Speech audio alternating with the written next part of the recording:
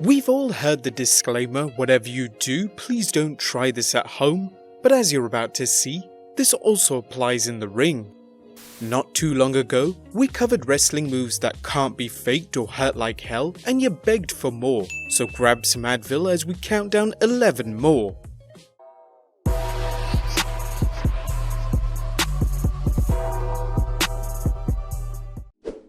Number 1. The German Suplex. The German Suplex is particularly tricky because of the potential for landing on the neck.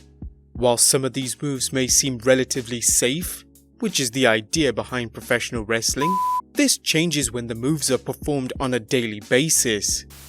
Yes, a German suplex sees an opponent land on their shoulders, but this is jarring when it happens repeatedly. Of more concern is the heightened danger because one slip up and a person could come crashing down on their neck. This is a move which in some cases can be equally dangerous for the person executing it and the person receiving it, depending on where the shoulders or neck land. Number 2. The Styles Clash. This finisher has been part of AJ Styles' moveset for a number of years, using it in TNA, Ring of Honor and New Japan Pro Wrestling. The move has been perfected by Styles, but there have been a handful of occasions where the move has gone terribly wrong. Former WWE superstar Yoshitatsu suffered 2 broken bones in the neck after inadvertently tucking it in when he received the move in New Japan Pro Wrestling. Though Styles initially managed to bring the move over to WWE, it was banned very quickly, in fear that the same injury would occur in the company. Even when it's used safely, the idea that there is no way to protect your face as it's driven onto the mat would no doubt be uncomfortable. Especially this one performed onto the chair. He would alternatively adopt the phenomenal forearm as his finisher, which would no doubt be safer and hurt less. Number 3. The Diving Double Foot Stomp. WWE's United States Champion Shinsuke Nakamura once told that when you're on the receiving end of this move, it's like being stabbed in the chest, as it involves your opponent climbing to the top of the turnbuckle and driving both of his legs onto his opponent's chest, making for a devastating move. Wrestlers who use the move must proceed with caution. They need to carry it out with as little force as possible and position the impact correctly.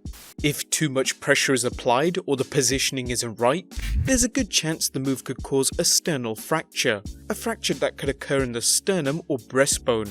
Whilst former WWE Universal Champion Finn Balor uses the move as his finisher, the coup de grace, he has perfected it over time. But that doesn't mean that it can't go wrong, as shown by independent wrestler Low Ki, who might have used a bit too much force. Oh, this might be that horrific double stomp! Oh, God! Number 4. The Camel Clutch. Ever think about what it would be like to be in a camel clutch? Whether it's the pressure on your back, your neck, or the added weight of an opponent sitting on you, this is a move that's likely to hurt an opponent if the person executing it slips in the slightest. However, there's a big difference between the old school camel clutch and the contemporary version. Today's camel clutch looks even less painful because most people taking the move are on their knees rather than keeping their legs extended, making it into a glorified chin lock. Having the legs extended stretches out the legs and makes the person taking the move more vulnerable should someone such as the Iron Sheik decide to make them humble. Number 5. The Burning Hammer. There are several reasons why this move, innovated by Kyoko Ino and immortalized by Kenta Kobashi, has been listed as one of the most dangerous wrestling moves in the world. Apart from almost landing completely on your neck, there is no protection given by the opponent. In most variations of a piledriver, there is at least some sort of protection involved that would prevent injury. With a burning hammer, there is nothing to stop your head or your neck from hitting the mat first. Surprisingly, even with WWE's ongoing concussion lawsuit, with WWE attempting to ban any move remotely dangerous towards its wrestlers, Brian Kendrick performed the infamous move during the Cruiserweight Classic Tournament quarterfinals against Kota Ibushi, getting the win with it. Number 6. The Piledriver. There's a reason the WWE banned the Piledriver. It's a risky move that when done improperly can shorten or end a superstar's career. While there's no denying the Piledriver looks impressive, Stone Cold Steve Austin's career was shortened thanks to a botched Piledriver by Owen Hart And in hindsight, the WWE decided the move wasn't cool enough that it outweighed the potential injuries. Although the move is still used outside the WWE, and even in the company on rare occasions after special dispensation from Vince McMahon, it doesn't take much for the person on the receiving end to hope the wrestler performing the move knows exactly what he's doing. Number 7. The Shooting Star Press. There are many wrestling moves that look sweet as hell, but can leave a wrestler confined to a wheelchair if they go wrong. One such move is the Shooting Star Press, a move which nearly ended Brock Lesnar's career during his 2003 match against Kurt Angle at WrestleMania 19. There, Lesnar performed the move, which he'd used during his time in WWE's developmental territory, but miscalculated, missing Angle and landing hard on his neck. Some believe the only thing that saved Lesnar from a serious injury was his considerable musculature, particularly around his neck and back. In 2017, Kurt Angle remembered the legendary botch. First of all, this is selfish, but I was like, damn, he broke his neck. I'm gonna have to hold this title another month. Then I was concerned about him because he wasn't responding. When I covered him, he did kick out. I did tell him to kick out and he kicked out. I remember asking him, can you give me an F5? He didn't respond. I was getting really worried. I started picking him up. I said, could you F5 me? He said, I think so, and he did. Brock's a pro, he came out of that. Let's face it, that's one of the most famous moves in WrestleMania history. It's because he came up short and everybody remembers that. If you want a WrestleMania type of memory, that's a good one. Unfortunately, Brock got his bell rung, but he didn't have any long-term damage, and thank God for that.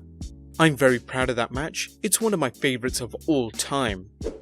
Number 8. The Frog Splash. Whether it's RVD's 5-star Frog Splash, Kevin Owens' version, or the version popularized by the late great Eddie Guerrero, the Frog Splash is one of wrestling's coolest looking finishing moves. Luchador La Feria is said to have been the first wrestler to use it, but it's long been associated with Eddie Guerrero. However, as Latino Heat showed in his debut match in the WWF, it can be a difficult move to pull off without injuring yourself, as the person executing it has to take extra care so they don't hurt their opponent. You would think the move is most likely to destroy the abdomen, but Guerrero injured himself during his first WWF match when he broke his elbow after a frog splash went wrong. Number 9. The Stone Cold Stunner. Stone Cold Steve Austin's finisher defined his career, making for conclusions to matches that were nothing short of epic, as well as side-splitting moments whenever he stunned Mr. McMahon. Although the move looks relatively easy to deliver and shouldn't prove to be physically demanding, it exacted a heavy price from the Texas Rattlesnake because it caused a stiff bump to his tailbone every time he performed it. Over time, Austin's nightly use of the move aggravated his spinal column, which was already hurting from the previously mentioned injury due to Owen Hart's botched piledriver. Number 10. The Torture Rack.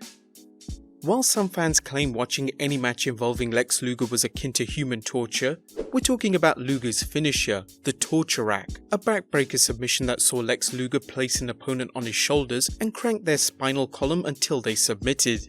While the move looks like a simple matter of strength and balance, there's much more to it than simply holding someone up. Watch Luger perform the move and you'll notice the total package bouncing his opponent as he holds him up, putting extra weight on his shoulders, his back, and even his quads. And number 11. The Vertebrae. While a piledriver can be a dangerous move, its variation the Vertebrae can increase the danger tenfold. The move involves lifting up an opponent in an inverted position and then driving them straight into the mat. Whilst the Undertaker's Tombstone piledriver looks devastating, it's relatively safe when delivering it, as the head is nowhere near the mat. The same can't be said for the Vertebrae, where there's no choice but to land your opponent on his neck, or in worst case scenario, his head. WCW's Shane Helms, aka the Hurricane, used the Vertebrae during his time in WCW, but found himself forced to abandon the move shortly after he began his WWE run. In a 2016 interview, Helms discussed the reason behind it. At the time, there had been a string of neck surgeries in WWE, and they were getting away from anything where you landed on your neck. Even German suplexes were modified. You wouldn't see guys doing the same Japanese style where they drop someone on their head. It was something I knew was coming anyway. I was prepared for it. I was off and running as the Hurricane, so I didn't need that. Although the move was initially banned, it returned of all places at a WWE house show. Well guys, there you have it. 11 more wrestling moves that can't be faked or hurt like hell. Are there any more that we've missed out on? Be sure to leave your comments down below, subscribe if you haven't already, and I'll see you next time with some more wrestling content.